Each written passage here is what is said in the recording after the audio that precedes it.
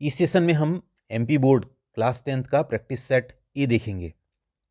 इस वीडियो में हम सबसे पहले तो पैसेज के करेक्ट आंसर्स फाइंड आउट करना सीखेंगे, फर्स्ट के और सेकंड पैसेज के। फिर उसके बाद में हम नोट मेकिंग सीखेंगे। इसके बाद में हम देख रहे हैं एप्लीकेशन। इसके साथ यहाँ पर हम देखेंगे किस पे कितने मार्क्स होते हैं, इस बात को भी ख्याल रखेंगे। हर एक जितने भी पार्ट्स हम सीखेंगे सभी में देखेंगे कैसे मार्क्स डिस्ट्रीब्यूट होते हैं। नेक्स्ट में हम लेटर देखते हैं। फिर लेटर के बाद में हम इसे देखेंगे।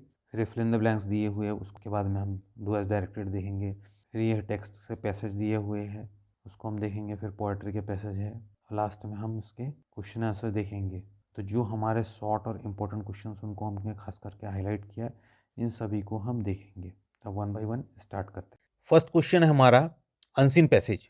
The narrator of the passage is a patient of. हमें सिर्फ वर्ड को आइडेंटिफाई करना है, पहचानना है और फिर हमको पैसेज में ढूंढना है।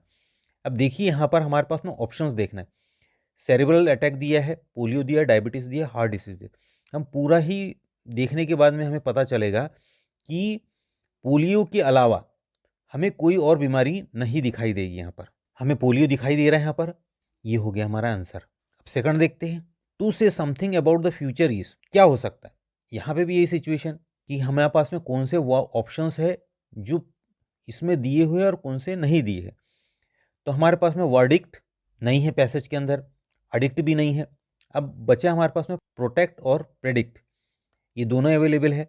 अब यूज़ करके देखते हैं यहाँ पे। दैट प्रोटेक्ट्स चिल्ड्रेन, अब यहाँ पे चिल्ड्रेन को प्रोटेक्ट करता है। अब आपको मीनिंग पता नहीं है, लेकिन आपको इसको क्या बोलता है, to say something about the future, future के बारे में बताना है। अब ये यहाँ से समझ में नहीं आएगा आपको कि ये फ्यूचर के बारे में बोल रहे हैं। चलिए आगे देख लेते हैं। और इफ समबडी हैड प्रिडिक्टेड, अब यहाँ से हमको लग रहा है कि हाँ कुछ ऐसा बोला जा रहा है।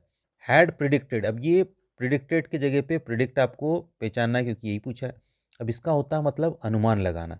और इससे पहले वाला जो देखा था हमने प्रोटेक्ट, इसका मतलब होता है सुरक्षा प्रदान करना। तो हमारा आंसर यहाँ से ये नहीं है ऑप्शन, और हमारा प्रेडिक्ट जो आंसर है वो सही हो जाएगा।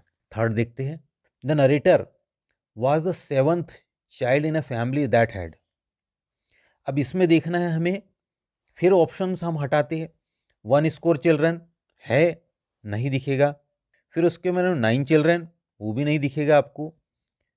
आपके पास में तीसरा ऑप्शन क्या दिख रहा है, ओके 23 चिल्ड्रन, 23 चिल्ड्रन नहीं है यहाँ पे, 23 ईयर्स गैप है, साल का गैप है। अब मेरे पास में बचा है 8 चिल्ड्रन। अब यहाँ से एकदम डायरेक्ट आंसर नहीं दिया है, हमें क्या बोला, 4 पेयर्स ऑफ चिल्ड्रन। पेयर्स का मतलब होता है जोड़ा, तो 4 पेयर्स कितने हो गए, 8। तो हमारा आंसर क्या हो गया, 8 children. Okay next. Fourth, polio the dreaded disease mainly affect. अब इसमें से भी हम देखते हैं कि जो हमारे पास में ऑप्शंस हैं ये हमें कंप्लीटली ऑप्शंस नहीं मिलेगा। हार्ट एंड स्पाइनल कोड नहीं मिलेगा हमको पैसेज में ढूंढने पे, ब्रेन एंड हार्ट नहीं मिलेगा। अब देखते हैं कि ये option brain and spinal cord मिल रहा है नहीं मिल रहा है। इसको हमने हाईलाइट पहले ही करके रखा हुआ है। ये देखिए, the brain and the spinal cord हमें मिल गया। अब इसको पूरा और समझ लीजिए। The dreaded disease which mainly affects the brain and the spinal cord, यही बात उसके क्वेश्चन में भी दिखाई दे रही है। The dreaded disease mainly affect the brain and the spinal cord, direct आपको आंसर अवेलेबल है, पूरा का पूरा हमारे को आंसर मिल रहा है। नेक्स्ट देखते हैं। What made the narrator look like a foreigner. यहाँ पे भी हमें ऐसे ही करना है कि जो चीज़ ऑप्शंस अवेलेबल नहीं है उसको हटा दीजिए। ही was fair with red colour, red colour आपको मिलेगा नहीं, हटा दीजिए इसको, ये हट गया हमारा रेड कलर वाला। Fair, he was fair and skinny, ये भी नहीं मिलेगा आपको। He was dark and blonde, आपको डार्क नहीं मिलेगा। अब देख लेते हैं कि ये वाली चीज़ें जो लिखी है यहाँ पर जो मिली है, ही was fair and brown heard, यहाँ पे हमने मार्क करके पहले से रखा। आई वॉज, मतलब नरेटर खुद बोल रहा है कि मैं था। सो फेयर, फेयर मिल गया आपको यहाँ से, ये हो गया। एंड ब्राउन हेयर, ये ब्राउन हेयर भी मिल गया। दैट मीन्स आपको कंफर्मेशन मिल गया कि हमारा आंसर बिल्कुल सही है। अब इसके आगे क्वेश्चन से भी मिला ले, लुक लाइक अ फॉरेनर, यहाँ पे लिख लिया है, दिया हुआ है। That I looked more like a foreigner, ये भी आपको मिलता जुलता मिल गया है। तब इसमें अगर आपको मीनिंग नहीं भी पता है तब भी आपके आंसर्स पूरे के पूरे सही होंगे। कंडीशन ये है कि आपको उसको कम से कम 3 बार रीडिंग के लिए टाइम देना है। पहले बार आप रीड करिए, पूरी चीज़ों को समझिए। सेकंड स्टेज में आप क्वेश्चंस पढ़िए और जो आपको वर्ड और सेंटेंस दिया है उसको आप पैसेज में ढूंढिए। पैसेज में ढूंढने के बाद में उसको मार्क करिए। थर्ड स्टेप में और ख़ास करके इसके सेकंड स्टेप में ही आप ध्यान रखिए कि जो ऑप्शंस है, ऑप्शंस में ही आप काटते जाइए। जो अवेलेबल नहीं है उसको काट दीजिए, जो आपके पास में लास्ट में ऑप्शन लगता है कि हाँ ये होगा। थर्ड स्टेप में आप उस आंसर्स का कंफर्मेशन लीजिए, फिर से एक बार रीड करिए कि जो मैंने आंसर्स टिक किया है वो बिल्कुल सही है। आपके पूरे के पूरे जो क्वेश्चंस के आंसर है वो सही होंगे। अब नेक्स्ट देखते हैं।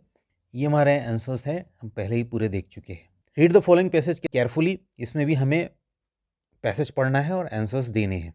इसमें भी हम वही चीज़ फॉलो करते हैं, रीड कर लेंगे हम उसको। फर्स्ट टाइम रीड करने के बाद में हम क्वेश्चंस देखेंगे, क्वेश्चंस देखने के बाद में आइडेंटिफाई करेंगे सही है नहीं। अब मैंने यहाँ पे मार्क किए हुए हैं पहले से रीडिंग के बाद में, अब उसमें मिलान कर लेते हैं कि वो सही है नहीं है, जो आपको भी ऐसे ही फॉलो करना है। फर्स्ट क्वेश्चन देखते हैं, which of this does not. ये अक्सर गलती होती है, आप इसको नॉट को ध्यान रखना है कि जो नहीं है। House the great pyramid. अब आपको हाउस का मीनिंग तो पता नहीं है, लेकिन आप जानते हैं कि घर होता है। इनमें से कौन से स्थान है जहां पर ग्रेट पिरामिड नहीं है? चलिए आइडेंटिफाई करते हम। नॉर्थन इजिप्ट दिया हुआ है, बिल्कुल है आपके पास में, दे दिया, सही है। गीज़ा दिया हुआ है, हाँ दिया हुआ है, ये गीज़ा भी है। सहारा डेजर्ट भी दिया हुआ है, बिल्कुल दिया है। आपको सदर्न इजिप्ट नहीं दिया, आपसे पूछा है क्या नहीं है या कौन सी जगह पे ग्रेट पिरामिड नहीं है, तो हमारा आंसर होगा सदर्न इजिप्ट। तो आप ये नोट पे विशेष ध्यान देंगे। नेक्स्ट देखते हैं, how many stone blocks constitute the pyramid. यहाँ पे हमारा स्टोन ब्लॉक्स मेन वर्ड है, जिसको की वर्ड से जिसको हमको आइडेंटिफाई करना, पता लगाना है। The pyramid contain over 2 million stone blocks. ये हमारा स्टोन ब्लॉक्स हमें मिल गया। कितना बोला है? Over 2 million. 2 मिलियन तो आपको मिल गया। अब ओवर के बारे में अब जानना है हमको कि क्या हम ओवर से क्या समझे, मीनिंग नहीं पता है। अब 2 बिलियन दिख रहा है, ओवर यानी किसी भी चीज़ से ज़्यादा होता है। तो अब यहाँ पे हमारे पास में कन्फ्यूजन, इसलिए हमें जब पता होना चाहिए कि ओवर का मीनिंग। यहाँ पे लेस देन भी 2 मिलियन दिया है और मोर देन भी।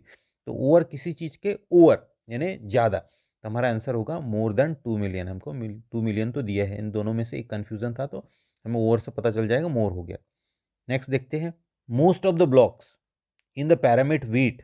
अब यहाँ पे कीवर्ड क्या है? ब्लॉक्स हो गया हमारा, फिर वेट हो गया, और कितने टन का है। अब ये भी आइडेंटिफाई कर लेते हैं हम, कितने टन का है। अब देखते हैं, हमने कलर्स अलग से ही लिखे हुए हैं कि जो आपको पता चल जाएगा क्या है। ये ब्राउन कलर में दिख रहा है आपको, most of the blocks weigh 2 और 3 टन। अब मोस्ट ही बोला था इन्होंने, यहाँ पे भी मोस्ट देखना, तो 2 और 3 हमारा ये आ गया है। अब कंफ्यूज होने की जरूरत नहीं है। अब इसके आगे भी कुछ और चीज़ें हैं। Some weigh up to 80 ton. अब ये सम पे जाना नहीं है, और ना ही ये 80 दिया हुआ है, लेकिन यहाँ पे सम दिया हुआ, ये याद देखना, और यहाँ पे मोस्ट दिया हुआ, तो हमें मोस्ट से मिलाना है। ये एक एक वर्ड आपके बहुत इंपॉर्टेंट रहेंगे, आपको या तो मार्क दिलाएंगे या फिर नहीं दिलाएंगे। नेक्स्ट देखते हैं, which of the following definition best describe the meaning of a complex in the passage. इस पैसेज को पढ़ने के बाद में समझ में आता है, यहाँ पे लिखा है कॉम्प्लेक्स। कॉम्प्लेक्स का क्या मटेरियल होता है? सेंटेंस पढ़ते, Khufu's pyramid is actually part of the complex of pyramid.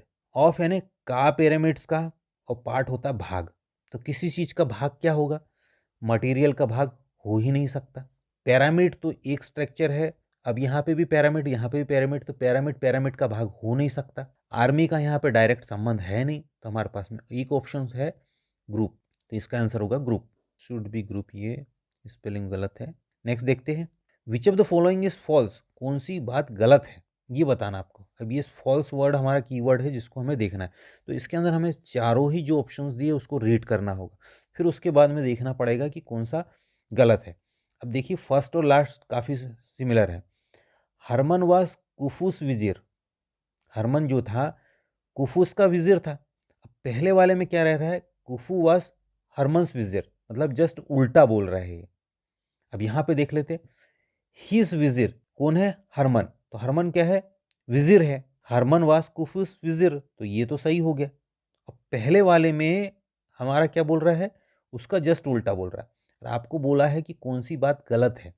अब दूसरी, ये तो सही हो गई। दूसरी चीजें हम नीचे से देख रहे हैं, the great pyramid is the last of the 7 wonders of the world, ये दिख रहा है, last remaining of the 7 wonders, ये भी सही हो गया यहाँ पर। फिर the pyramid took tens of thousands of worker about, ये भी आपको दिया हुआ है, tens of thousands of workers. देखते हैं इसको, ये लिखा हुआ है हमारे पास में, tens of thousands of worker. ये तीनों ही सही है। हमसे पूछा था कौन सा गलत है, तो हमारा गलत ये है जो हम लास्ट में देख चुके हैं कि लास्ट वाला सही है तो फिर ये गलत होगा। इस तरह से हमने पूरे ये पैसेज कंप्लीट कर लिए। उम्मीद करते आपको अच्छे समझ में आया होगा। आप बिल्कुल गलती नहीं करेंगे, सभी आपके पैसेजेस सही होंगे। अब सेकंड आपका थर्ड है, read the following passage carefully and make notes and supply suitable tight. आपको नोट बनाना है। जिस तरह से नोट में क्या होता है कि आपके पास में बहुत सारी चीज़ें, उसमें से जो मुख्य मुख्य चीज़ें होती, जो इंपॉर्टेंट चीज़ें होती, उसको आपको राइट डाउन करना होता है और उसको आपको एक सीक्वेंस में रखना पड़ता है, और जो अनावश्यक चीज़ें हैं उसको हमको हटाना होता है। जैसे आर्टिकल्स तो आप बिल्कुल ही हटा देंगे, कंजक्शन की अगर ज़रूरत नहीं है तो कंजक्शन हटा देंगे, प्रीपोजिशन हटा देंगे हम। विशेष करके नाउन और वर्ब, ये हम ज़्यादातर इंक्लूड करेंगे, जो हमारे लिए लगता है कि हमारे लिए इंपॉर्टेंट है हम उनको इंक्लूड करेंगे, बाकी छोड़ेंगे। अब इसका हमको ये भी दिया है कि फॉर्मेट दिया है हमको किस चीज़ पे कितने नंबर मिलेंगे। अगर आपने टाइटल सही लिखा है तो आपको 1 मार्क्स मिलेंगे। नंबरिंग 1.1, 1.2, 1.3, इस तरह से ये आपकी नंबरिंग हो जाती है। फिर की या फिर ग्लोसरी या फिर यूज़ ऑफ एब्रीविएशन, एब्रीविएशन का मतलब होता है शॉर्ट फॉर्म, इसकी 1 नंबर मिलेंगे हमको। इसको अदर वर्ड्स में आप की को हम रिमार्क्स भी कह सकते हैं। और फिर आपको नोट्स का आपको 1 मार्क मिलेगा कि आपने सीक्वेंस में जो चीज़ इंपॉर्टेंट लिखी है उसको लिखा या नहीं है। चलिए अब देख लेते हैं इसको और अच्छे से समझते हैं। मैंने रीड करने के बाद में देखा, आप भी इसको देखिए, कैमिलियन दिख रहा है मुझे, नियर अबाउट 6 टाइम आपको कैमिलियन दिख रहा है। मतलब आपको ये पक्का पता हो गया कि जो वर्ड बार बार आ रहा है वो मेरा हेडिंग होगा, टाइटल होगा। अब मैं आपको इसके बाद में रीडिंग करने के बाद में, पूरा लिखने के बाद में, जो जो इंपॉर्टेंट पॉइंट्स होते हैं उसके हिसाब से नोट्स बनाना बताता हूँ। अब ये नोट्स हो गया। अब इसके साथ साथ में मैंने ये भी लिखा है CMLN। अब मुझे क्या है, 1 नंबर मुझे शॉर्ट फॉर्म का मिल रहा है, तो मैंने शॉर्ट फॉर्म क्या लिखा है, एब्रीविएशन, ये लिखा हुआ है। CMLN मत किसके लिए लिखा मैंने, कैमिलियन के लिए। ये ज़रूरी नहीं कि आप कैमिलियन की वो लिखो, उसके जगह पे सी भी लिख सकते हैं, CH लिखो, CHEM लिखो, ये भी हो सकता है। ज़रूरी नहीं कि मैं जो लिख रहा हूँ वही लिखिए आप। अब इसके बाद में आपको नंबरिंग देनी है, मैंने 1 2 3 दे दिया, ठीक है। फिर आपकी इंडेंटिंग ये हो गई, इधर गैप देकर नीचे इसके 1.1, 1.2, 1.3 इस तरह से हो गया ये। अब देखते हैं कि इंपॉर्टेंट चीज़ें मैंने लिखी या नहीं लिखी। कैमलिन चेंज स्किन कलर, फिर हेल्प्स टू अवॉइड एनिमीज, उसी के अंदर लिखा है कि कैमलिन चेंज करेगा कलर तो किससे, दुश्मनों से बचाव होगा। अब ये determined by light and temperature, ये जो उसका कलर होता है उसका निर्धारण लाइट और टेम्परेचर करता है। चेंज व्हेन एक्साइटेड, एंग्री और अफ्रेड, और ये बदल जाता है क्या, तो सभी चीज़ें जो जितनी भी मैंने पॉइंट लिखी किसके बारे में हो रहा है, उसकी स्किन कलर के बारे में। तो इसके अंदर पूरा मैंने स्किन कलर के बारे में लिखा है। सेकंड पॉइंट में देखते हैं नोट में क्या लिख रहा है, कैमलिन फाउंड इन। अब दूसरे पॉइंट में हम लिख रहे हैं कि वो कहाँ कहाँ पाया जाता है, तो ये पाया जाता है, पहला लिखा हमने अफ्रीकन आइलैंड में of Madagascar, Sahara dessert, western Asia, southern Europe. ये मेरा सेकंड पॉइंट में हो गया। आगे देखते हैं थर्ड में, सिर्फ मैंने कैमलियन लिखा, कहाँ रहते हैं ये बता दे, live in trees and eat insect. इस तरह से मेरा नोट कंप्लीट हो गया। काफ़ी सरल है, तो उम्मीद करता हूँ आपको समझ में आ गया होगा। स्ट्रक्चर को मैंने नंबर भी बता दिया, किस तरह से आपको नंबर मिल दिए जाते हैं। आपको टाइटल जो बार बार आ रहा है वो आपका 1 नंबर टाइटल पे हो जाएगा। नंबरिंग एंड आइडेंटिंग ये आप बिल्कुल कर ही सकते, 1 नंबर ये पक्के हो गए आपके। एब्रीविएशन भी आप लिखोगे शॉर्ट फॉर्म में, कुछ भी लिख दीजिए, मैंने 2 3 बताया उसमें से जो भी लिखना आप लिखिए, ये भी आपका नंबर पक्का हो जाएगा। नोट आपकी हो सकता है कि आप थोड़ा नहीं समझ में आने पे, लेकिन कोशिश करिए कि जो जो इंपॉर्टेंट चीज़ है उसको मार्क करके आप पॉइंट वाइज लिख दीजिए, तो आपको इसको नंबर जरूर मिलेंगे। नेक्स्ट देखते हैं। You are Mayank Sharma, studying in government high school Datia, write an application to your principal for school leaving certificate. हमें एप्लीकेशन लिखना है, यहाँ पे भी देखिए पूरा डिस्क्रिप्शन दिया हुआ लेटर राइटिंग में, एप्लीकेशन राइटिंग में क्या होगा। बिगिनिंग का आपको 1 मार्क मिलेगा, जैसे हम बिगिनिंग में देख लेते हैं, to the principal government high secondary school Datia, इसके आपको 1 नंबर मिल जाएंगे, ठीक है। फिर बॉडी का मतलब होता है बीच वाला भाग, बीच वाला भाग आपका ये हो गया, इसके मुझे मिल जाएंगे बीच वाले भाग के ये, इसके मुझे 1 मार्क मिलने हैं। फिर उसके बाद में एंडिंग, एंडिंग में क्लोजिंग में क्या करना है मुझे, एंडिंग में मेरा आ गया thank you for your kindness your obediently. अब मैं इसको रीड कर लेता हूँ फिर से। तो फर्स्ट ऑफ ऑल हमें एप्लीकेशन लिखना है, तो हम क्या करेंगे, जैसे आप लीव के लिए एप्लीकेशन लिखते हो 3 डेज़ 2 डेज़ के लिए, वैसे ही to the principal government high school Datia, ये आपको दिया हुआ है, कुछ भी आपको नहीं करना है। फिर आपके पास में सब्जेक्ट भी पहले से अवेलेबल है, आपको बोला गया है क्या के लिए, स्कूल लिविंग सर्टिफिकेट के लिए। मतलब आपका सेकंड पॉइंट में भी आपको दिक्कत नहीं, सब्जेक्ट में भी आपको दिक्कत नहीं। An application for a school leaving certificate, ये आपको पहले से पता है, रेस्पेक्टेड सर और मैडम। फिर उसके आगे लिखते हैं हम, आप अक्सर जो लीव के लिए एप्लीकेशन में लिखते हैं वैसे लिखे, with due respect I want to say that my father has been transfer to another city, पिता का ट्रांसफर दूसरे सिटी में हो गया, to take admission to a new school. आप जरूरी नहीं कि आप इसी को फॉलो करें, जो आपके पास में पुरानी एप्लीकेशन है उसको भी आप रीड कर सकते, याद कर सकते। नए स्कूल में एडमिशन लेने के लिए I would require school leaving certificate, मुझे स्कूल लिविंग सर्टिफिकेट की जरूरत पड़ेगी। So I request you to issue me a school certificate, इसलिए आपसे निवेदन है कि मुझे स्कूल सर्टिफिकेट प्रदान करें। अभी एंडिंग है, thank you for your kindness. इस सेंटेंस में यहाँ चेंज कर लीजिए, यहाँ पे इन कर लीजिए, to take admission in a new school. फिर यू आर ओबीडेंटली लिख लिया, यू एस ओबीडेंटली, आप इसकी जगह सिंसियरली भी लिख सकते हैं। अगर आपको नाम दिया हुआ है मयंक संभा, अगर नहीं नाम दिया हुआ तो आप ईबीसी। ओके, सेकंड देखते फिर, write an application to your friend congratulating him on his brilliant success in examination. अब उसको बधाई, कंग्रेचुलेट करना है मतलब उसको बधाई देना है, आपके मित्र को, फ्रेंड को लिखना है। और किस बात के लिए, ब्रिलियंट सक्सेस, बहुत अच्छी एग्जाम में सफलता के लिए।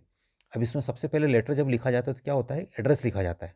अब यहाँ पे कुछ नहीं दिए तो आप अनुमानित लगा लीजिए, 121 मैंने लिख दिया है, एबीसी कॉलोनी हो गया है, नाईपुर लिख दिया, नया नाम दे दिया है। फिर उसके बाद में डेट डालना चाहिए मुझे। फिर संबोधन माय डियर फ्रेंड, नॉर्मली हम हर लेटर में इसी तरीके से लिखते हैं, I am fine here and hope the same for you. Yesterday I came to know that you got 95% in your annual examination. मैं ठीक हूँ, ऐसी ही आशा आपके लिए भी करता हूँ। यस्टरडे ने कल मुझे जानकारी मिली कि आपको 95% मिले हैं annual examination. I am very glad to know the news, ये खबर सुनकर मुझे बहुत खुशी हुई।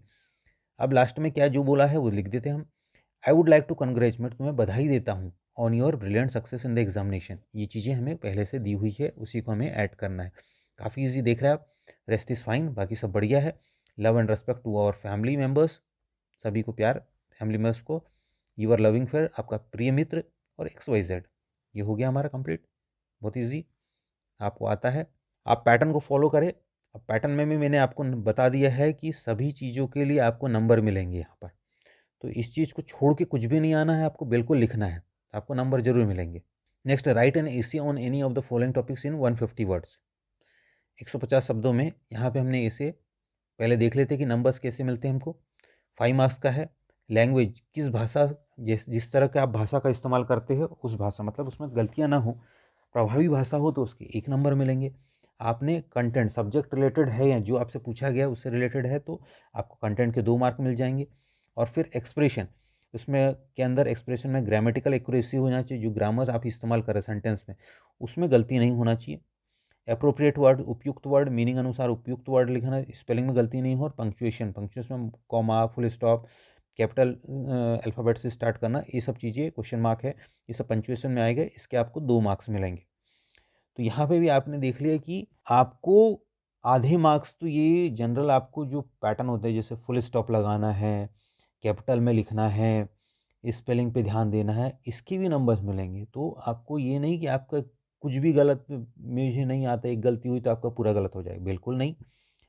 आप लिखेंगे, आपको बिल्कुल कुछ ना कुछ नंबर जरूर मिलेंगे, इसलिए घबराएंगे नहीं आप, और अवश्य आंसर लिखेंगे। ये हमने कोशिश की है ना इंडियन फेस्टिवल लिखने की, इंट्रोडक्शन दिया है, फिर व्हाट इज़ फेस्टिवल के बारे में डेफिनेशन दी, टाइप्स ऑफ नेशनल फेस्टिवल दे दिया, टाइप्स ऑफ फेस्टिवल बता दी कौन कौन से प्रकार होते हैं, फिर नेशनल राष्ट्रीय त्यौहार हो गए, हमारे क्षेत्रीय त्यौहार हो गए, फिर मौसमी त्यौहार हो गए, फायदे क्या क्या है, और उपसंहार कंक्लूजन हो गया। अब ऑन द बेसिस ऑफ हमारे को क्या लिखना है, on the basis of the picture, अब पिक्चर के आधार पर हमें कुछ लिखना है। अब ये पिक्चर कंपोजिशन है 3 मार्क्स का, उसमें भी लैंग्वेज के 1 मार्क हो गया, कंटेंट का आपका, विषय वस्तु का हो गया, भाषा शैली के 1 मार्क हो गया आपके, कंटेंट विषय वस्तु जो अब दिया हुआ है उससे रिलेटेड होना चाहिए।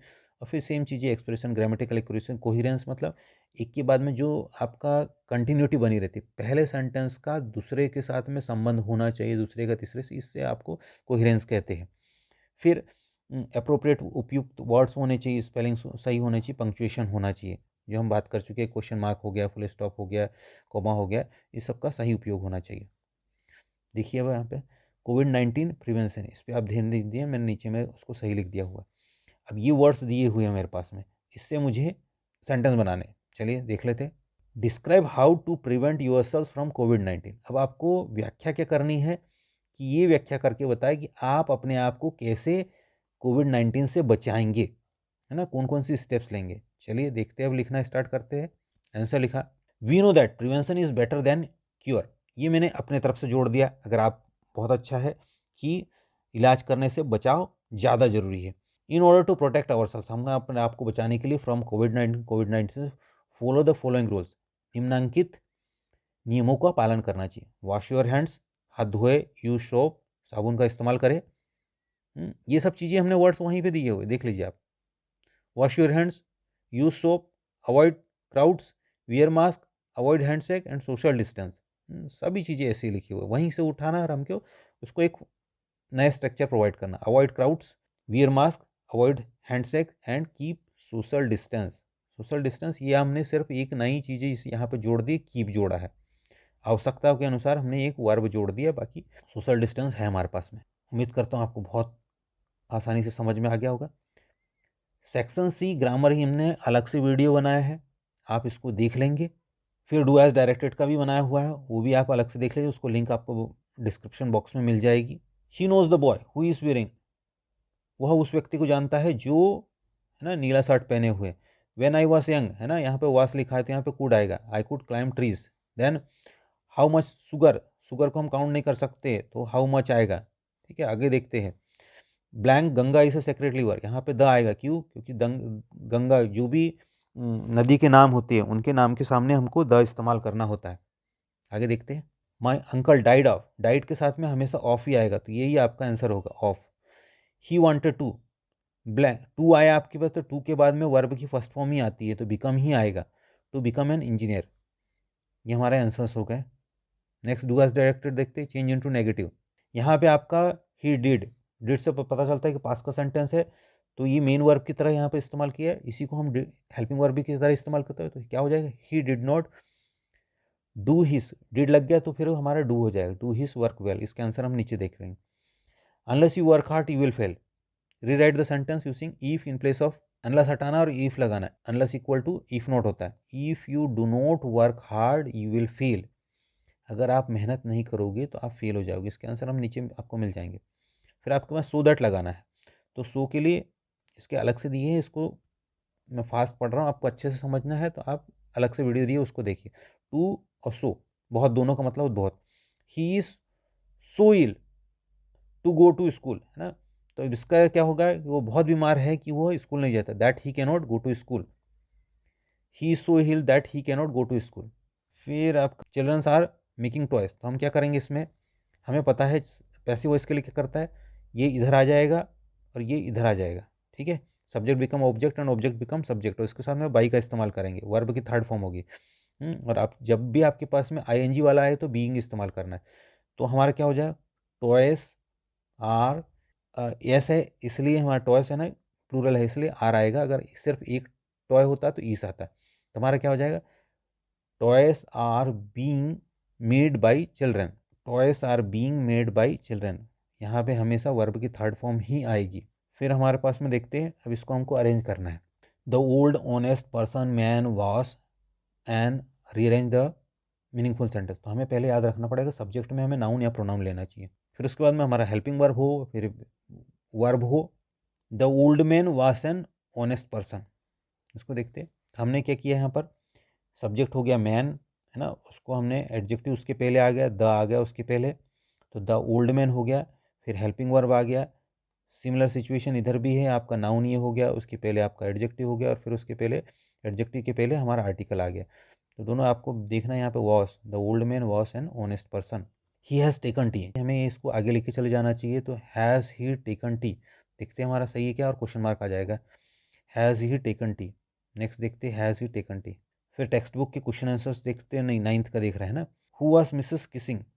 अब इसमें कई देखेंगे हम कि हमें जब पढ़ते हैं शुरू से लेकर आखिरी तक क्वेश्चन, तो कुछ चीज़ें ऐसी होती है कि एक क्वेश्चन जो दिया वो कहीं ना कहीं हमें किसी और आंसर्स का क्लू देता है, तो इस चीज़ को आप ध्यान रखें। मिसेस किसिंग कौन थे? मिसेस किसिंग उसके टीचर थे, हर टीचर। ठीक है, इसके आंसर्स हो गए। फिर what was the poet saved in the poem, saved in the poem dust of the snow. अभी इसका आंसर नहीं, लेकिन आपको पीछे में मिल जाएगा, 10th बी के अंदर आपको आंसर्स मिल जाएगा। तो इसमें क्या आएगा? Some part of the day है आंसर। फिर काबई, काबई क्या है? बेकर्स ड्रे है। बेकर्स है ना जो ब्रेड और बिस्किट बनाते हैं, उसको बेकर बोलते हैं, उनकी ड्रेस को हम काबई कहते हैं। विच सीड डिड बुद्धा आस्क किसा टू बिंग, किसा से क्या, कौन से सीड्स लाने, मतलब क्या दाने लाने बोले थे, तो उसने मस्टर्ड के, सरसों के दाने लाने बोलते हैं। नेक्स्ट देखते हैं, ये हमारे आंसर्स हो गए। Read the following statement passage, तो अब इसमें भी आपको देखना है। पहले भी हम पैसेज देखिए, ये आपके टेक्स्ट बुक से पैसेज देख दिए हुए। How was the weather when the pilot start flying aeroplane, है ना, कैसा था? क्लाउडी था, क्लियर था, फॉगी था। अब यहाँ पे आपको दो चीज़ें मिल रही है। Behind me the stars were shining in the clear sky, ये क्लियर स्काई हो गया। फिर लिखा है देयर वाज नॉट लिखा है, ये विशेष ध्यान देंगे। वाज नॉट अ क्लाउडी, मतलब क्लाउडी नहीं था, तो क्लाउडी तो हट जाएगा, तो आपका सिर्फ क्लियर रह जाएगा। ये आपका आंसर हो गया। देखते हैं, ये हमारा आंसर हो जाएगा। ठीक है, clear. The pilot was returning from, कहाँ से वो वापस आ रहा था, ये भी आपको पूरा मिल जाएगा। ये मिल गया हमको, फ्रांस टू इंग्लैंड, ये हमारा second answer. Then from which lesson the extract taken, कौन से लिया गया है, तो ये हमारा ब्लैक एरोप्लेन से लिया गया है। To clear France black aeroplane, ये हमारे आंसर्स हो गए। अब हमें इसको जो पोएम दी हुई है, अब इससे हमसे पूछा है, इससे पहले जो क्वेश्चन आया था, saved some part of a day, ये हमारे एक इससे पहले वाला जो क्वेश्चन था उसका आंसर हो गया। हु इज़ द पोएट, कौन पोएट है इस पोएम के? रॉबर्ट फॉस्ट है। Where was the crow, crow कहाँ था? अब यहाँ पे हमारे पास में बनियान ट्री है नहीं, इसके अंदर पीपल ट्री नहीं है, तो बचा सिर्फ हेमलॉक ट्री। तो ये हमारे को कुछ दिक्कत ही नहीं है, बिल्कुल क्लियरली दिया हुआ आंसर, किसी से पूछने की ज़रूरत नहीं है आपको। देख लेते मिला है नहीं मिला है, आपको डाउट है, ये मिल गया हमको, बाकी आपको नहीं मिला। हेमलॉक ट्री मिल गया, बाकी नहीं मिलेंगे।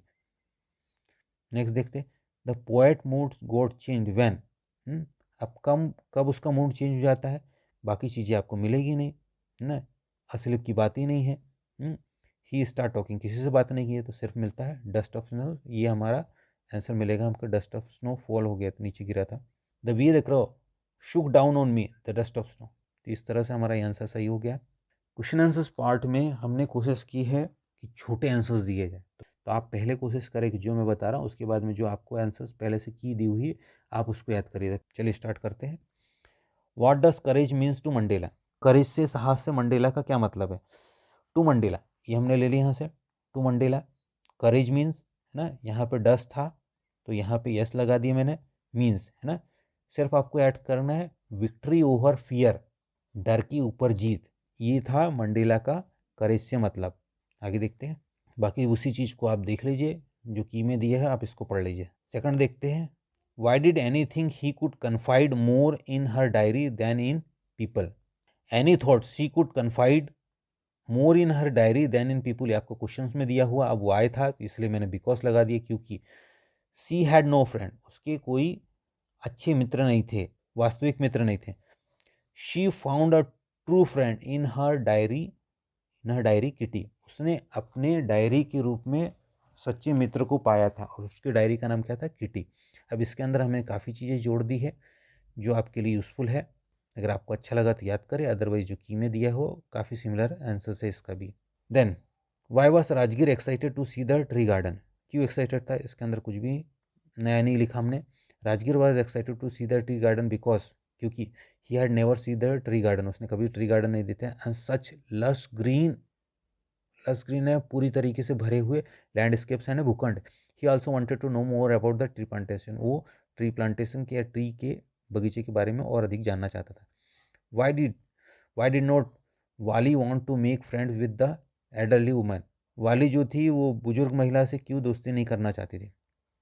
देखते, वाली did not want to make friends with elderly woman because, क्योंकि she found the women repulsive, repulsive का मतलब होता है जिसके तरफ हम ना खींचे बल्कि हमको दूर जाने की इच्छा होती है, रिपल्सिव, वो हमको दूर फेंकाती है, हमको ईर्षा नफरत हो रही थी। The women had big years holes, उसके कान में बड़े बड़े छिद्र थे। विथ अगली ईयरिंग, और वो जो अगली ईयरिंग पहने हुई थे कान की बाले टाइप की चीज़ें, वो बहुत ही बुरी, अगली यानी बुरी थी। She was chewing the betel, वो सुपारी खा रही थी।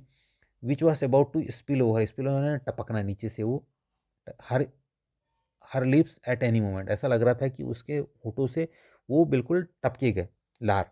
How was Mij to be transported to England. अब मीच क्या है, मीच का ये वाटर है, तो इसके अंदर काफ़ी चीज़ें हमने कन्वर्ट की हैं। मीच बराबर लिखा है कि एक वाटर है, ये मीच एंड वाटर गलत हो गया, Mij and water was to be transported to England in a box, एक बॉक्स में जाना था, not more than 18 inches square by year. अभी 18 इंचेस से ज़्यादा नहीं होना चाहिए, और उसको एयर से मतलब एरोप्लेन से हवा में जाना था। And was to be keep, और उसको कहाँ रखना था, क्योंकि स्पेस की कमी थी तो उसको फ्लोर पे, ज़मीन पे रखना था, नियर ऑथर्स फीट। और यहाँ हमने ऑथर्स का नाम दिया है मैक्सवेल की फीट के पास में ही रखना था। काफ़ी छोटे में अच्छा आंसर लिखा हुआ है। What did Buddha want Kisa Gotami to understand, क्या समझाना चाहता था कि गौतमी, बुद्ध चाहते थे कि Gotami wanted Kisa to understand that death is common to all, सभी के लिए मौत समान है, कॉमन सभी के लिए होना है। He wanted her to see the truth of life, वो मौत के और जीवन के सत्य को जाने, एंड एक्सेप्ट द डेस्टिनी, जो हमारी डेस्टिनी है, जो भाग्य है, उसको स्वीकार करे ह्यूमन बींग के। Why was young seagull afraid of to fly, seagull जो छोटी सी चिड़िया है सीगल, वो उड़ने से अफ्रेड ऑफ है, अफ्रेड टू फ्लाई, उसको उड़ने से क्यों डर लगता था। The young seagull was afraid to fly as it was his first flight, क्योंकि वो उसकी पहली फ्लाइट थी। ही लैक्ड कॉन्फिडेंस, उसको कॉन्फिडेंस नहीं था, उसमें साहस ने की कमी थी। ही वॉज स्कैर्ड, उसको भय था, स्कैर्ड यानी भय था। That her wing would give away, मुझे ऐसा लगता था, उसको ऐसा लगता था कि उसके विंग्स जो है, वो पंख जो है वो निकल जाएंगे, उसका साथ नहीं देंगे। फिर answer the following questions in 30 words. Why could Amanda do if she were mermaid, इसके अंदर हमने कोई चेंज नहीं की। If Amanda were mermaid then she would move slowly on a languid emerald sea, वो एक सी में पहुँच, सी तरफ पहुँच जाएगी। She would be sole inhabitant, inhabitant यानी रहनिवासी, of the relaxed green sea, और वो वहाँ की अकेली रहनिवासी होगी। What do fire and ice stand for in the poem, है ना। अब इसके अंदर ये वाली चीज़ें एसिड्स थी, तो उसमें हमने और नहीं लिखा, जिसमें हमने कन्वर्ट किया है, कुछ सिंपल बनाने की कोशिश की, उसके अंदर और वाला पार्ट भी लिखा, तो इसमें हमने कन्वर्ट किया है। अब फायर और आइस क्या बताते, stand for in the poem, किस चीज़ को इंकित करते हैं, किस चीज़ के लिए। इन the poem fire stand for desire, desire यानी इच्छा, फायर किसके लिए है, डिज़ायर के लिए। And ice stand for hatred, ice जो है नफरत के लिए है। Robert first has compared fire and free with the self distracting emotion in human being, self distracting मतलब खुद को तबाह करने वाले भाव ह्यूमन बींग को बताया है रॉबर्ट फर्स्ट ने फायर और आइस को। Where are the trees in the poem, the trees what do their roots their leaves and their twigs do. In the poem the trees are in the poet's house, poet's के house में। Their roots work all night to disengage themselves, वो अपने आप को व्यस्त रखना चाहिए। From the crack of in the veranda, वरांडों की क्रिक में। The leaves made efforts strain down the gloss and the twigs, twigs यानी टहनियाँ, सफल इधर उधर जाना, अंडर द रूफ इधर उधर जाती थी। Question 13 answer following. ओके, इसके अंदर जो इंपॉर्टेंट पार्ट है उसको मैंने अंडरलाइन किया। Doctor Harriet, tricky, about tricky, tricky was worried about, sorry doctor Harriet was worried about tricky, क्योंकि ये हमारा क्वेश्चन का ही पार्ट है, मैंने बिकॉज लेट लिखा है। He had become very fat, वो बहुत मोटी हो गई थी और इनएक्टिव हो गया था। ट्रिकी, ट्रिकी वो बहुत मोटा हो गया था और इनएक्टिव हो गया था। ही सजेस्टेड, उसने मिसेस हम्प्री को सजेस्ट किया to cut down his food, उसका खाना कम कर दे। And give him exercise daily, उसको हर दिन प्रतिदिन एक्सरसाइज प्रोवाइड करे, एक्सरसाइज करवाए। For what unusual reason was Bholi sent to school, Bholi को क्यों भेजा गया। Bholi was sent to school because her parents thought that there was little chance or no chance of getting married, उसको माता पिता को लगता था कि उसकी बहुत कम चांस उसकी मैरिड होगी। विथ हर अगली फेस, उसका अगली फेस था बदसूरत face, as well as the lack of sense, साथ से उसके जो सेंस थी, समझ थी, समझ की कमी थी। ये एडिशनल चीज़ें हैं। The tehsildar also had started also asked Ramran to send his daughter to school to set an example before others, तहसीलदार भी चाहते थे कि उनकी बेटी जाए और दूसरों के लिए प्रेरणा बने। What did the book change think tank opinion about the Athling, इसमें हमने कोई चेंज नहीं किया। इसमें आपका what is the story of the कोडू विलेज, कोडावू पीपल्स डिसेंट, इसके अंदर भी हमने जो मेन पार्ट लगा उसको अंडरलाइन किया हुआ है। The people of Coorg are believed, जो कुर्ग के लोग थे वो माना जाता था ग्रीक और अरेबिक डिसेंट के थे, वहाँ के उनका संबंध वहाँ से था, उनके पूर्वज अरब के या फिर ग्रीक के थे। It is an part of the Alexander's army move toward the south, ऐसा माना जाता है, कहा जाता है कि अलेक्जेंडर की जो आर्मी थी वो साउथ की तरफ गई और had settled there when the return become impractical, जब वो वहीं पे सेटल हो गए, जब उनका वापसी इम्प्रैक्टिकल असंभव हो गया। They married among the locals, उन्होंने लोकल महिलाओं के साथ में शादी कर ली। And their culture is manifested in marriage and religious rites and martial tradition, और उनका जो कल्चर था वो वहाँ की मैरिज में और जो मार्शल आर्ट होते हैं लड़ाई वाले उसमें दिखता है। How did Mandela understand to of freedom change with age and experience, कैसा मंडेला मानते हैं कि जो फ्रीडम का जो उनका अंडरस्टैंडिंग थी, समझ थी, वो उम्र और अनुभव के साथ में बदलती रही। ईज एंड एक्सपीरियंस से तो पूरा का पूरा पार्ट, पहला वाला पार्ट हमारा यहीं क्वेश्चन से लिया है। He was care free and felt free during his childhood, बचपन में क्या वो बिल्कुल केयर फ्री थे, उसको कोई संकोच नहीं था। As he could do all he wanted without having to worry about the outside world, वो सब कुछ कर सकते थे, उसको बाहर की दुनिया से कोई डर नहीं था। फिर हमने उसके बाद में जो डार्क पार्ट है उसको आप ऐड करें, इसको बहुत ज़्यादा छोटा हम नहीं कर सकते क्योंकि इसको हमको 75 वर्ड्स में लिखना है। After gaining experience and perspective he realise, उन्होंने महसूस किया the freedom has been taken away from all the black, उसको लगा कि उन लोगों से, पूरे ब्लैक अफ्रीकन जो थे उनसे फ्रीडम स्वतंत्रता छीन ली गई। And needed to fight to make sure that it's restored है ना, वापस उस चीज़ को पाना या लेके आना, तो उसके लिए स्ट्रगल करना पड़ेगा, लड़ना पड़ेगा। Right the central idea of the ball poem in about 75 words, इसके अंदर भी मैंने अंडरलाइन कर दी है। सेम चीज़ यहाँ पे भी फॉलो की हमने, 15 16 ये ज़रूर लिखा है, ये वाले को आप ज़रूर देखें क्योंकि इसके अंदर चीज़ें डिफरेंट है। Why did Anil not hand the thief over to the police, क्यों नहीं दिया था? Anil does not hand over the thief to the police because he realise that Hari had learn a lesson and had change for the better.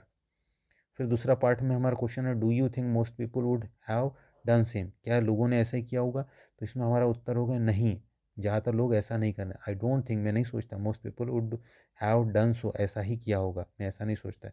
In what ways Anil different from such employees, किस तरह से Anil different था? Anil was very kind caring and he wanted to bring positive change in his employ. How was the Ausable different from the other secret agent, कैसे कैसे था? तो वो मैंने ज़्यादा सारा मार्क किया है। Living in a small home, was extremely fat, had an American accent. He dealt with max by inventing, और किस तरह से उसने डेल्ट किया था ये भी सेकंड पार्ट में है आपका, किस तरह से लिखा। How did he dealt with Max, ये लिखा हुआ है।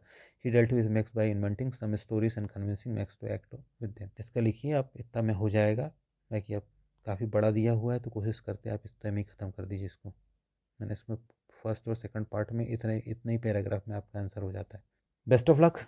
रिलेटेड वीडियो की लिंक डिस्क्रिप्शन बॉक्स में आपको मिल जाएगी।